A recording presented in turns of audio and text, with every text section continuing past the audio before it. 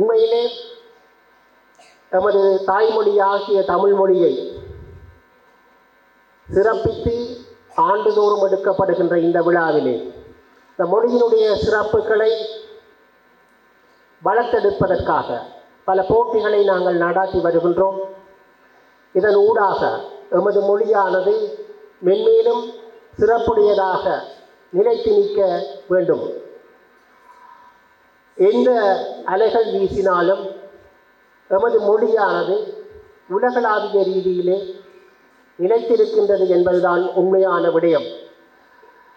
தமிழர்கள் எங்கு பறந்து வாழ்ந்தாலும் நமது தாய்மொழியாகிய தமிழ் மொழியை சிறப்பான முறையிலே தாங்கள் வாழுகின்ற பிரதேசங்களிலே அவர்கள் வளர்த்து வருகின்றார்கள் என்பதை நாங்கள் கண்டுகொள்ளுகின்றோம்.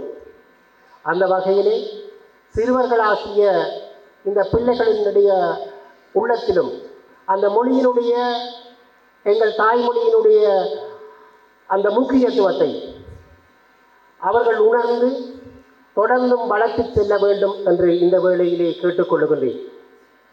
தமிழ் மொழி நிகழ்வுகளிலும் மாணவர்கள் ஆர்வத்தோடு பங்கு பெற்றுகின்ற செயற்பாட்டை நாங்கள் நமது பாடசாலையிலே காணுகின்றோம். நமது பாடசாலையை பொறுத்தவரையிலே இந்த போட்டிகளை நடாத்தி முடிப்பது என்பது மிகுந்த ஒரு சவால் மிக்க ஒரு விடயமாகத்தான் இருக்கும். சில வேளைகளிலே ஒரு வலய மட்ட போட்டிகளையோ மாகாண மட்ட போட்டிகளையோ நீங்கள் சொல்லப்படுகின்ற அந்த சுற்று நிறுவனங்களுக்கு அமைய அந்த போட்டிகளை நடாத்தி முடித்து விடலாம். ஆனால் பாடசாலையிலே அந்த நிகழ்வுகளை அந்த போட்டிகளை நடாத்தி அதனுடைய பெறுபேறுகளை வெளியிடுவது என்பது உண்மையிலே மிக கடினமான ஒரு விடயம். ஆரம்ப கல்வியை பொறுத்தவரையிலே பிள்ளைகளோடு பெற்றோர்களும் மிக ஈடுபாடுடையவர்களாக இருப்பார்கள். ஒவ்வொரு இடத்திலும் நடக்கின்ற விடயங்களை மிக உன்னிப்பாக அவதானித்துக் கொண்டிருப்பார்கள். அந்த வகையிலே எந்த தவறுகளும் நடந்து விடாது. மிக துல்லியமாக அந்த நிகழ்வுகளை சரியான முறையை நடாத்தி இந்த பெறுபேறுகள் வெளியிட்டு இந்த சான்றிதழ்கள் வழங்குகின்ற நிகழ்வும் நடைபெற இருக்கின்றது. அந்த தாய்மொழியானது எங்களுக்கு சிறு வயதிலிருந்தே எங்களுடைய முறை சாராத முறைக்குள் எங்களுக்கு உள்வாங்கப்படுகின்றது. அவைகள் ஆரம்பத்தில் கேட்டல் மூலம் செவி வழியாக எங்களுக்கு உள்நுழைந்து பின்னர் அவற்றை நாங்கள் வாய்மொழி மூலமாக முறையாகவோ அல்லது முறையின் மூலமாகவோ வெளியிடுவோம். பின் சற்று பாடசாலைகளுக்கு வருகை தந்த பின்பு அவற்றை நாங்கள் வாசித்தல் என்கின்ற எங்களுடைய கண் என்கின்ற உட்புறச்சாதத்தினூடாக நாங்கள் உள்நுழைகின்றோம். பிறகு அவற்றை மனனம் செய்கின்றோம். பிறகு அவற்றை எழுத்துக்களாக்க நாங்கள் வெளியீடு செய்கின்றோம். அதாவது அவுட்புட் என்று சொல்லப்படுகின்ற வெளியீடு செய்கின்றோம். இவ்வளவற்றினுடைய பரிணாமங்கள் தான் இதற்கு உட்பட்டதாக இருக்கின்றது. உண்மையாகவே நாங்கள் இன்று ஆரம்ப பாடசாலையிலே வெளியீடுகளை பொறுத்தவரையில் நல்ல தேர்ச்சியுடைய மாணவ செல்வங்களை நீங்கள் இந்த இடத்திலே உங்களுக்கு உள்நுழைகின்ற ஒரு தரமான பொருட்களை நீங்கள் இந்த நிறுவனம் அல்லது இந்த தொழிற்சாலை என்று சொன்னால் இந்த தொழிற்சாலையிலே அதாவது வேஸ்டேஜ் அல்லது வீண்விரயமின்றி அத்தியாவசிய கற்ற தேர்ச்சிகளை நீங்கள் 100% அடைய பெற்று வெளியேற்றுவது இந்த யாழ்ப்பாண மண்ணிற்கு ஒரு பெருமை சேர்க்கின்ற ஒரு விடயமாக இருக்கின்றது. இந்த கல்லூரியிலே அதிலே நானும் இந்த தமிழ் மொழி தினத்திலே சிறப்பு விருந்தினராக பங்கு பெற்றது இன்னும் மேன்மையான ஒரு விடயம். அந்த வகையிலே எங்களுடைய மாணவ செல்வங்கள் தமிழ் மொழி தினத்தில் கிட்டத்தட்ட 5 போட்டிகளிலே பங்கு பெற்று கோட்ட மட்டத்தில் தெரிவு செய்யப்பட்டு வலய மட்டத்திலே தெரிவு செய்யப்பட்டு வலய மட்டத்தில் இருந்த ஒரு போட்டி மாகாண மட்டத்திற்கு முதல்நிலை பெற்று மாகாண மட்டத்தில் முதல்நிலை பெற்ற போட்டி அக்டோபர் மாதம் தேசிய மட்டத்திலே நடைபெற்ற தேசிய போட்டியில் பங்கு கொண்ட கிடைத்தவை எங்களுடைய வலயத்துக்கு கிடைத்த அந்த பெருமையை இந்த பாடசாலையை எங்களுக்கு ஈட்டி தந்தது. அதற்கு நான் பாடசாலை சமூகத்திற்கு நன்றி தெரிவிக்கின்றேன். அந்த மாணவனுக்கு நான் வாழ்த்தையும் தெரிவிக்கின்றேன்.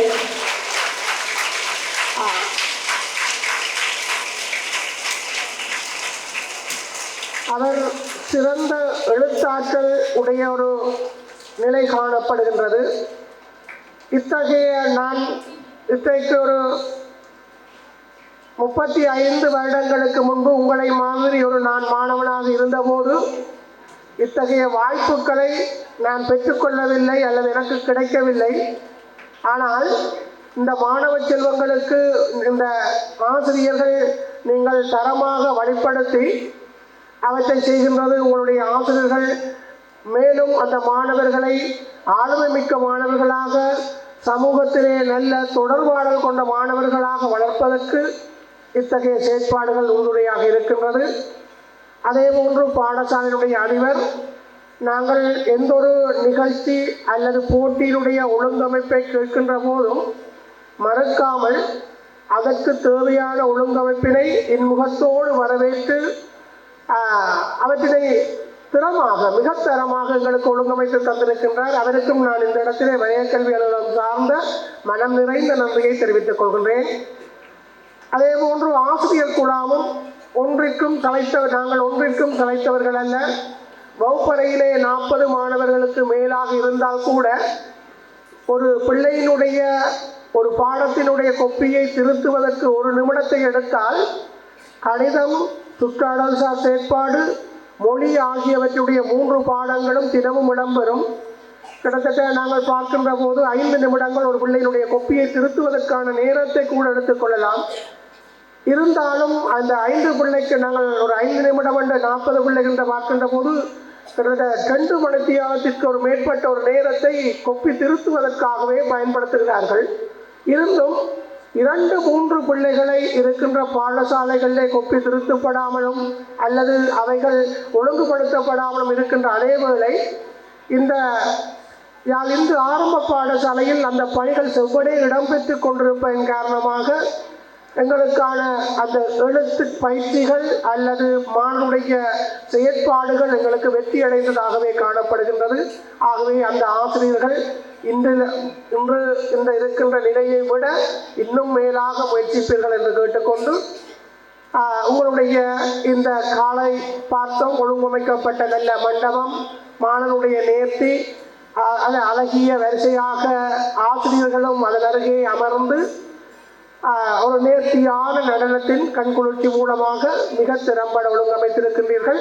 அது நிச்சயமாக இத்தகைய மாணவர்கள் தமிழ் மொழி தினத்தில் மாத்திரமல்ல இணைவான செயற்பாடுகளிலும் சிறந்து விளங்குகின்ற அதே நேரம் எதிர்காலத்தில் ஒரு நல்ல ஆளுமை மிக்க மாணவ சமூகத்தை உருவாக்கும் பணிகளில் நீங்கள் வெற்றி பெறுவீர்கள் என்று கேட்டு இந்த வாய்ப்பிற்கு நன்றி தெரிவித்து அவர்கின்றேன். நன்றி, வணக்கம். நடைபெறுகின்ற இந்த தமிழ் தின விழாவிலே நீங்கள் பரிசில் பெறுவது என்று சொன்னால் அது ஒரு மிகப்பெரிய சாதனை. இங்கே இருக்கின்ற மாணவர்கள் எல்லாருமே மிகச்சிறந்த ஆளுமை படைத்தவர்கள்.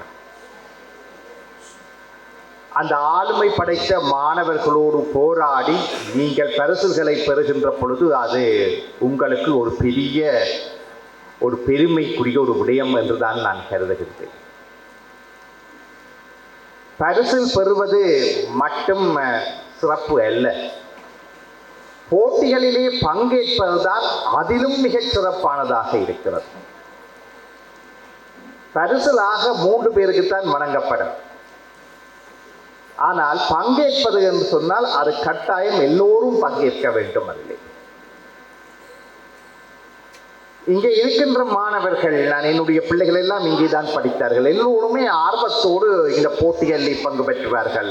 அது சொல்வெழுதலாக இருக்கலாம், வாசிப்பாக இருக்கலாம், கதை கூறுவதாக இருக்கலாம், அல்லது பேச்சாக இருக்கலாம், எல்லாவற்றிலும் ஆர்வத்தோடு ஈடுபடுவார்கள். எல்லா மாணவர்களுக்கும் இடையிலே ஒரு போட்டி இருக்கும். அதனாலே பரிசு பெறுகின்ற மாணவர்கள் மட்டுமல்ல, இந்த போட்டிகளிலே ஆர்வத்தோடு பங்கேற்ற அத்தனை மாணவர்களுமே பாராட்டப்பட வேண்டியவர்கள் என்பதை நீங்கள் மனதிலே இருக்க வேண்டும். பிள்ளைகளே, மொழி என்பது எங்களுக்கு கிடைக்கப்பெற்ற ஒரு மிகப்பெரிய ஒரு வரப்பிரசாதம். உலகிலே எத்தனையோ பல உயிர்கள் இருக்கின்றன, விலங்குகள் இருக்கின்றன. நீங்கள் படிக்கிறீர்கள், சிறிய வயதிலே எத்தனையோ விலங்குகள், அது ஊர்வன, நடப்பன, பறப்பன, அப்படி விலங்குகள் இருக்கின்றன, பறவைகள் இருக்கின்றன. இப்படி எக்கச்சக்கமான உயிரினங்கள் இருந்தாலும் அந்த உயிரினங்களுக்குள் எல்லாம் பேசக்கூடிய, மொழியை சரியாக கையாளக்கூடிய அந்த சிறப்பு யாருக்கு உருவாகியது என்றால் அது மனிதனுக்கு உருவாகியது. மற்ற விலங்குகளுக்கு மொழி இருக்கிறது. நாய்க்கும் ஒரு மொழி இருக்கு, பறவைக்கும் ஒரு மொழி இருக்கு. ஆனால் அந்த மொழி எங்களுடைய மொழியைப் போல வளர்ச்சி வரவில்லை. தேனீக்களை பற்றி ஆராய்ந்திருக்கிறார்கள். தேனீக்கள் உரையாடுகின்றன. எப்படி உரையாடுகின்றன என்று சொன்னால், ஒரு மெல்லிய ஒரு ஓசையை எழுப்பிக்கொண்டு அவை நடனமாடுவதனூடாக தங்களுடைய கருத்துக்களை பரிமாறுகின்றன என்று விஞ்ஞான ரீதியாக ஆராய்ந்து சொல்லியிருக்கிறார்கள். ஆனால் அவர்களுடைய மொழியிலும் பார்க்க இந்த மனித இனம் பயன்படுத்துகின்ற மொழிதான் மிகச்சிறப்பான ஒரு மொழி. நாங்கள் அந்த மொழியை பயன்படுத்துவதனாலே தான் இந்த தூரம் வளர்ந்திருக்கின்றோம். ஒரு மிகப்பெரிய வளர்ச்சியை நாங்கள் கண்டிருக்கின்றோம். இன்றைக்கு நேற்று பாருங்கள், ஒரு தகவல் தொழில்நுட்பமாக இருக்கலாம், விஞ்ஞானமாக இருக்கலாம், சகலவற்றிலும் கூட நாங்கள் ஒரு மிகப்பெரிய வளர்ச்சியை கண்டிருக்கின்றோம் என்று சொன்னால் அதற்கு அடிப்படை என்ன? மொழிதான். அந்த மொழிகளிலும் எங்களுடைய தமிழ் மொழிக்கு இருக்கின்ற பெருமை என்ன என்றால், அது மிக பழமையான மொழி. இந்த உலகிலே இருக்கின்ற மிக பழமையான மொழிகளை எல்லாம் பட்டியலிட்டு இருக்கின்றார்கள். செம்மொழி என்று சிலவற்றை அடையாளப்படுத்தி இருக்கின்றார்கள். தமிழும் ஒரு செம்மொழி. இந்த செம்மொழிகளாக அடையாளப்படுத்தப்பட்ட மொழிகளுக்குள்ளே பல இன்றைக்கு வழக்கிலே இல்லை. சமஸ்கிருத மொழி ஒரு செம்மொழி. ஆனால் அந்த சமஸ்கிருத மொழி இன்றைக்கு வழக்கிலே இல்லை. லத்தீன் ஒரு செம்மொழி, ஆனால் அது வழக்கிலே இல்லை. செம்மொழியாக கருதப்பட்ட கிரேக்க மொழி இன்றைக்கு அது வேறொரு வகையிலே தான் வழங்கி வருகிறது. பழைய கிரேக்க மொழி கிரேக்கத்தில் இருக்கிறவர்களுக்கு கூட கன பேருக்கு தெரியாது. இப்படி மிக பழமையான மொழிகளாக, சிறந்த மொழிகளாக வகைப்படுத்தப்பட்டவற்றுக்குள் பல இறந்து போய்விடவ இன்றைக்கும் வாழ்ந்து கொண்டிருக்கின்ற ஒரு சிறப்பான மொழியை நாங்கள் பேசுகின்றோம். அது எந்த மொழி? தமிழ் மொழி. அது மிக பழமையான மொழியாக இருக்கின்றது மட்டுமல்ல, ஒரு 3000 வருஷங்களுக்கு மேற்பட்ட இலக்கிய வளர்ச்சி அது கொண்டிருக்கின்றது. இன்றைக்கு நாங்கள் ஆங்கில மொழியை பற்றி அதிகம் கரிசனை எடுக்கிறோம். உங்களுடைய பெற்றோர்கள் எல்லாம் நான் நினைக்கிறேன் நர்சரியில இருந்து இன்றைக்கு வரைக்கும் இந்த ஆங்கிலத்தை படி படி படி என்று திரித்துக் கொண்டிருக்கின்றார்கள். கட்டாயம் படிக்க வேண்டிய மொழி அது. ஆனால் அந்த ஆங்கில மொழியில இலக்கியங்கள் தோன்றியது 11ஆம் நூற்றாண்டுக்கு பின்னதாக. முதலாக 11ஆம் நூற்றாண்டிலே தான் கேன்டர்பரி டேல்ஸ் என்கின்ற ஒரு இலக்கியத்தை சோசர் எழுதுகின்றார். அதுக்கு முன்னுக்கு இருந்ததெல்லாம் நாடோடி பாடல்கள். அந்த 12ஆம் நூற்றாண்டிலே தமிழ் மொழியிலே பார்த்தீர்கள் என்றால், தமிழ் மொழியிலே சீவக சிந்தாமணி, வளையாபதி, குண்டலகேசி, ராமாயணம், கம்பராமாயணம், இப்படியாக பெரும் பெரும் காப்பியங்கள் உள்ளிட்ட ஏராளமான இலக்கியங்கள் தோன்றியிருக்கின்றன. அதனாலே நாங்கள் 3000 வருஷங்களுக்கு மேற்பட்ட இலக்கிய சுமையை தூக்கிக் கொண்டு இன்றைக்கு இருக்கின்றோம். ஒரு மிகப்பெரிய பெருமை எங்களுக்கு இருக்கிறது. அது இங்கே பேசுகின்ற போது சொன்னார்கள், யாமறிந்த மொழிகளிலே தமிழ் மொழி போல் ஈராவது எங்கும் காணோம். பாரதி சொன்னான். பாரதிக்கு பல மொழிகள் தெரியும். அவனுக்கு ஆங்கிலம் நன்றாக தெரியும், மலையாள மொழி நன்றாக தெரியும். இப்படி பல மொழிகளையும் தெரிந்த பாரதி அந்த மொழிகளை எல்லாம் பார்த்துட்டு சொன்னான். என்ன சொன்னான் என்றால், தமிழ் மொழி போல் ஈராவது எங்கும் காணோம். இனிமையான தமிழ் மொழியை நாங்கள் பேசுகின்றோம். அப்படிப்பட்ட ஒரு நல்ல மொழியை பேசுகின்ற நாங்கள் அந்த மொழி சார்ந்த அறிவை வளர்த்துக் கொள்ளுதல் மிக அவசியமானது. இன்றைக்கு இருக்கின்ற மாணவர்கள் திறன்மிக்க மாணவர்கள், திறன்மிக்க மாணவர்களாக இருக்கின்றார்கள். அவர்களெல்லாம் ஆங்கிலத்தில் சொல்வது என்றா ஸ்மார்ட் சில்ட்ரன். இன்றைக்கு இருக்கிறவர்கள்லாம் ஸ்மார்ட் போன்ஸ் எல்லாம் பார்க்கிறீர்கள் தானே.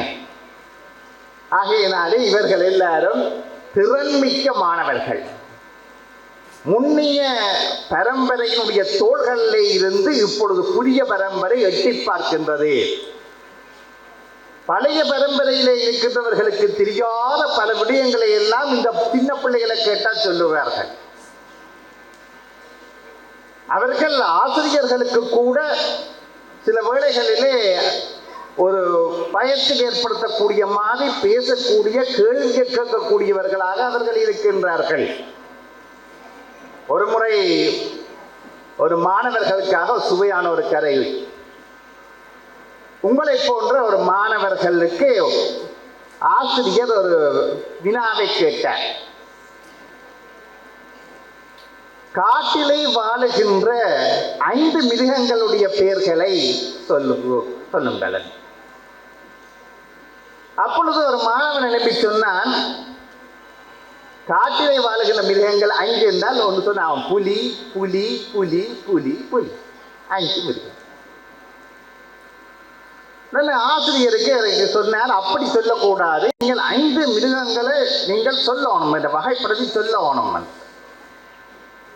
அதுக்கு அவன் சொன்னான், அப்படியா பிரச்சனை இல்லை. அவன் சொன்னான், அம்மா புலி, அப்பா புலி, அக்கா புலி, தங்கை புலி, அண்ணா புலி. இப்படியெல்லாம் பேசக்கூடிய திறன் படைத்த மாணவர்கள் இருக்கின்றார்கள். இந்த தலைமுறையிலே ஒரு பெரிய மாற்றம். சில வேளைகளில் இந்த மாணவர்கள் எழுதுகின்ற, இதெல்லாம் உண்மையா நடந்ததே நிகழ்ச்சிகள்.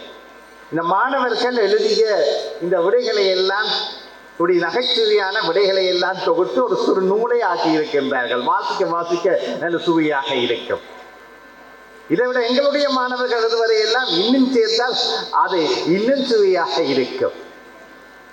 என்றால் வித்தியாசமாக சிந்திக்கின்ற மாணவர்கள் இருக்கின்றார்கள். இங்கே ஒரு காலத்திலே தமிழிலே இங்க கேள்விப்பட்டிருப்பீங்கள், இயல் இருந்தது, இசை இருந்தது, நாடகம். இயற்தமிழ், பேச்சு தமிழ், இயற்றமிழ். முத்தமிழ் பற்றி நீங்கள் படிச்சிருக்கிறீங்க. இயற்றமிழ், இசைத்தமிழ், மற்றது நாடகத்தமிழ் என்று சொல்லி அதெல்லாம் முடிஞ்சது.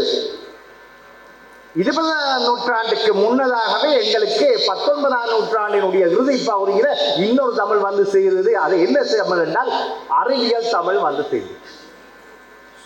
அறிவியல் தமிழ். நாங்கள் தமிழ் மொழியிலேயே மருத்துவத்தை, விஞ்ஞானத்தை, கணிதத்தை படிக்கக்கூடிய ஒரு திறன். அதிலே இருந்து அறிவியல் தமிழ் என்பது எங்கள்கிட்ட வளர்ந்து கொண்டு போச்சு.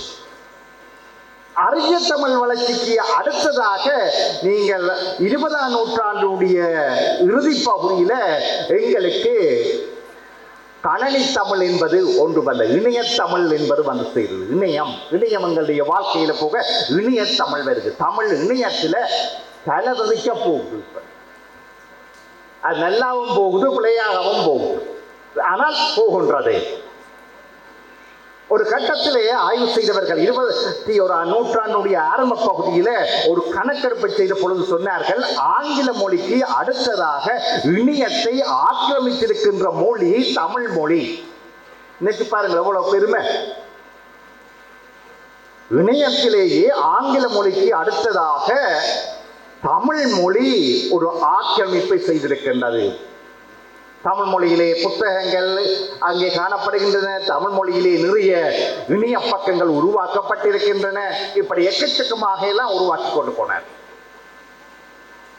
இன்றைக்கு எங்களுடைய மாணவர்கள் இந்த இணையத்தமிழ்ல இருந்து அங்காலே நகர்ந்து இப்பொழுது செயற்கை நுண்ணறிவு, ஆர்டிபிஷியல் இன்டெலிஜென்ஸ், ஏஐ என்று சொல்லி எங்க வளர்ந்தவர்களுக்கு கடையும் பிள்ளைகளை கேட்டால் எல்லாம் சொல்லுவாங்களே ஏஐ என்றால் என்ன.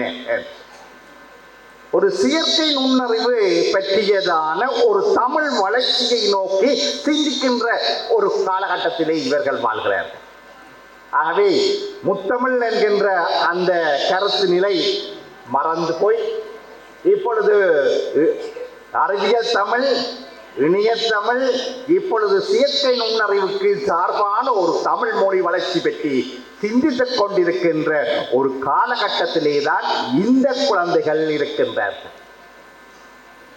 ஆகவே இந்த குழந்தைகள் எப்படி அங்காலே வளரப்போகின்றார்கள்?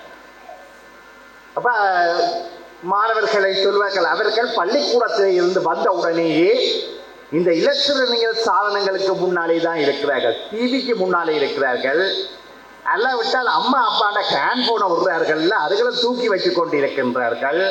இல்லாவிட்டால் டேப்லெட்டை தூக்கி வச்சு கொண்டு இருக்கிறார்கள் என்று குறை கூறுகின்ற ஒரு சூழலில் நாங்கள் அதையிலையெல்லாம் தவிர்க்க முடியாது. பிள்ளைகளுக்கு கிடைக்கின்ற பொழுது பிள்ளைகள் வாங்கிப்பார்கள். ஆனால் இந்த சாதனங்களுக்குள்ளால நாங்கள் எப்படி மாணவர்களுக்கு அறிவையும் திறனையும் மனப்பாங்கையும் கொடுக்க போகின்றோம் என்பதிலே தான் வெற்றி இருக்கு. அதை பற்றி நாங்கள் சிந்திக்க வேண்டியிருக்கு. நாங்கள் அறிவை கொடுக்க வேண்டும். அறிவு எங்கேயும் கிடைக்கும்.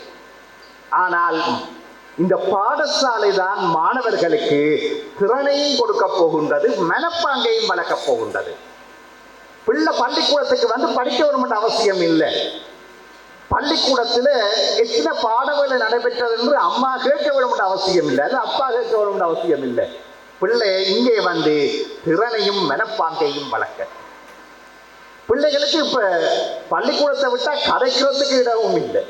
ஏனென்றால் பள்ளிக்கூடம் முடிந்த உடனே அவர்கள் தனியார் கல்வி நிறுவனங்களுக்கு போவார்கள், அங்கே இருந்து படிப்பார்கள். அமைதியாக வீட்டுக்கு வந்தால் நித்திரை கொள்ளுவார்கள், கதைப்பதற்கு கூட நேரம் இல்லை.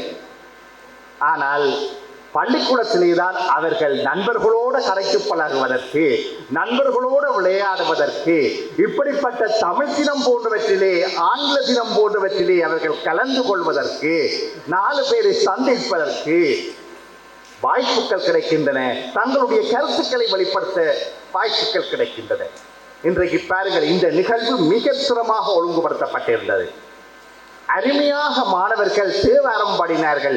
தேவாரத்திலும் அந்த திருப்புராணத்தை பாடுகின்ற பொழுது எல்லா மாணவர்களும் பாடினார்கள். இதுதான் யாழ் இந்து ஆரம்ப பாடசாலையின் அடையாளமே. இதை விட நீங்க பார்க்கலாம். இந்த தொடக்கத்திலே பார்த்தீர்கள் என்றால் அருமையான ஒரு நடன நிகழ்வு, அருமையான ஒரு நடன நிகழ்வு. இந்த நடனத்தை மிக அருமையாக ஒழுங்கமைக்கின்றார்கள். கொரியோகிராஃபி அருமையான ஒரு ஒழுங்கமை.